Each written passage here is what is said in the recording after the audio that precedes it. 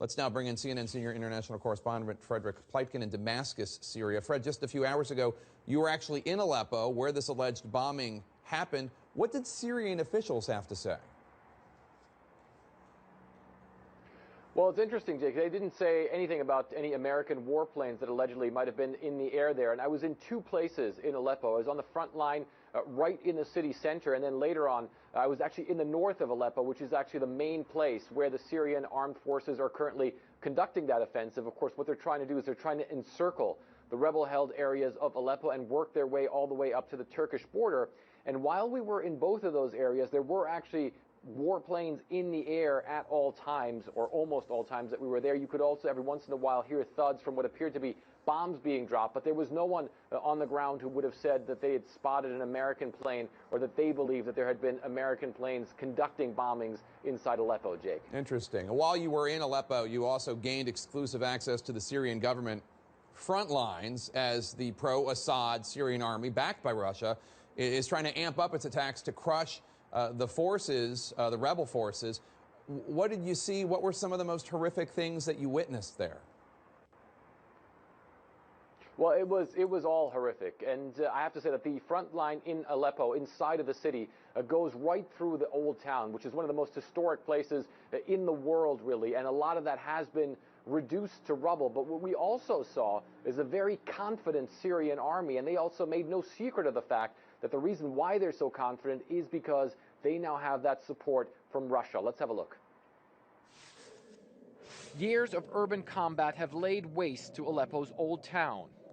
Syrian army snipers scan the terrain for possible movement on the other side. We're right on the front line in the Syrian government's offensive against the opposition, and the soldiers here tell us they still frequently see rebels on the other side, but they also say they often pick them off from the sniper's nest. This soldier tells me morale has never been higher. Thanks to God, everything here is under control, he says. Our fingers are on the triggers, ready to destroy the rebels.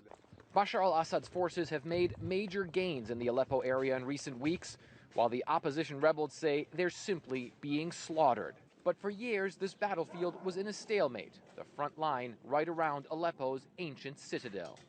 As Syrian and Russian warplanes hover overhead, the commander knows who to thank for the newfound momentum. It's only a matter of months now till we win, he says. Thanks to the Russian support with their airstrikes flown from the Syrian airfield, we will defeat the rebels once and for all.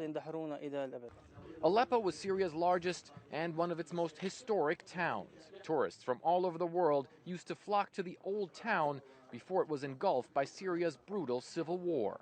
The old town of Aleppo is a UNESCO World Heritage Site. Some of these buildings are hundreds, if not thousands of years old, and now, as you can see, most have been completely destroyed and burned out. But now Assad's troops believe they are on the verge of a decisive victory. The commander warns the U.S. not to interfere. We are steadfast, he says. You cannot defeat the Syrian army because we are determined to win, and we're loyal to President Assad. Amid this divided and destroyed city, Syrian government forces believe they're dealing a crushing blow to the opposition, one that could end this 5-year civil war that's destroyed so much more than just the landscape. And Jake, there were a couple of other things that really stood out as well. One was the really horrible state that many of the people were in there in Aleppo, not only the ones on the rebel-held areas, but also the ones in government-held areas. Really psychologically, this war that has now been going on for 5 years, and Aleppo at the whole time was really on the front line, one of the places where the most horrific battles took place. It's really taking a toll on the people there. And the other thing that really stood out to us as well was that this is a Syrian government offensive. There's a lot of Syrian army troops, but there is also a lot of influence by Hezbollah. There's a lot of pictures of the leader of Hezbollah, Hassan Nasrallah, that you see in many places, and Iran as well. Many people tell us that they are very grateful to the help that they've received, the government, pro-government people that they've received from Iran. Also, a lot of Iranian flags hanging near the front.